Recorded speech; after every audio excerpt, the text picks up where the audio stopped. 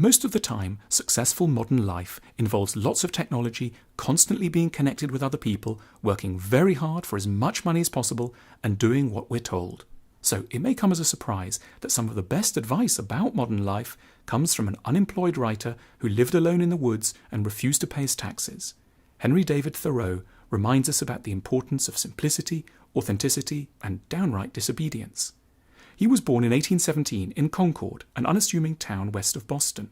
His father was a pencil maker, and his mother took in boarders. He attended Harvard College in 1833, yet he rejected the ordinary career paths like law, medicine, or the church. Then Thoreau struck up a remarkable friendship with the American transcendentalist philosopher Ralph Waldo Emerson. Transcendentalism is a philosophy that emphasizes the importance of the spiritual over the material when it comes to leading a fulfilling life. Emerson and his transcendentalism had a huge influence on Thoreau. Moreover, Emerson helped Thoreau find a place where he could focus on his writing.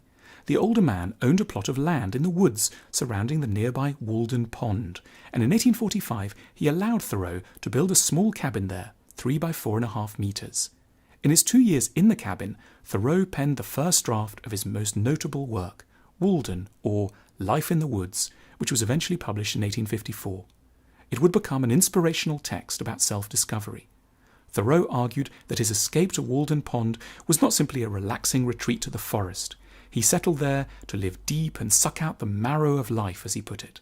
I went to the woods because I wished to live deliberately, to front only the essential facts of life, and see if I could not learn what it had to teach, and not, when I came to die, discover that I had not lived.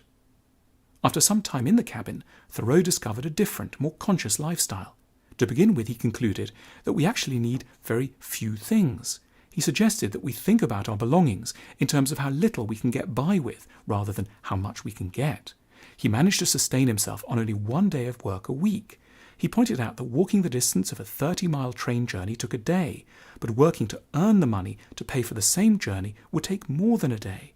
Like his friend Emerson, Thoreau deeply valued what he called self-reliance. He distrusted society and the progress it claimed to have made. The civilized man has built a coach, he said, but has lost the use of his feet. He felt that economic independence from other people and from the government was crucial, and while he understood that we need companionship from time to time, he felt that too often we use others' company to fill gaps in our inner life that we're afraid to confront. The task of learning to live alone was, for Thoreau, not so much about carrying out daily chores as it was about becoming a good companion for oneself, relying first and foremost on oneself for friendship, intimacy, and moral guidance. Insist on yourself, never imitate, he wrote. Most of all, one should change oneself before seeking to change the world. Thoreau also viewed technology as an often unnecessary distraction.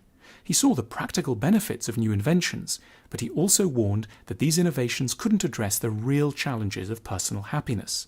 Our inventions are wont to be pretty toys which distract our attention from serious things. We are in great haste to construct a magnetic telegraph from Maine to Texas, but Maine and Texas, it may be, have nothing important to communicate. Thoreau believed we should instead look to nature, which is full of spiritual significance. He thought of animals, forests, and waterfalls as inherently valuable both for their beauty and their role in the ecosystem. We can best understand ourselves as a part of nature. We should see ourselves as nature looking into nature, rather than an external force or the master of nature. Most of all, nature provides the meaning that money and technology and other people's opinions cannot, by teaching us to be humble and more aware, by fostering introspection and self-discovery. This mental state, and not money or technology, provides real progress. Thoreau optimistically declared, "Only that day dawns to which we are awake. There is more day to dawn. The sun is but a morning star." Perhaps the best testament of the value of Thoreau's individual contemplation and personal authenticity is that his ideas lead him to powerful political conclusions. Thoreau argued that people are morally obliged to challenge a government that upholds hypocritical or flagrantly unfair laws. So Thoreau turned to what he called civil disobedience, peacefully resisting immoral laws in protest. In July 1846, he withheld payment of his poll tax duty to avoid paying for the Mexican-American War and slavery. "I ask for, not at once no government, but at once a better government," he wrote after spending the night in jail.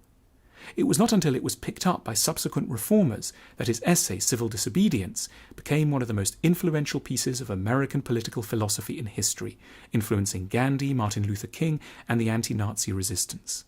Despite his time as a hermit, Thoreau teaches us how to approach our frighteningly vast, highly interconnected, and morally troubling modern society. He challenges us to be authentic, not just by avoiding material life and its distractions, but by engaging with the world and withdrawing our support for the government when we believe it's acting unjustly.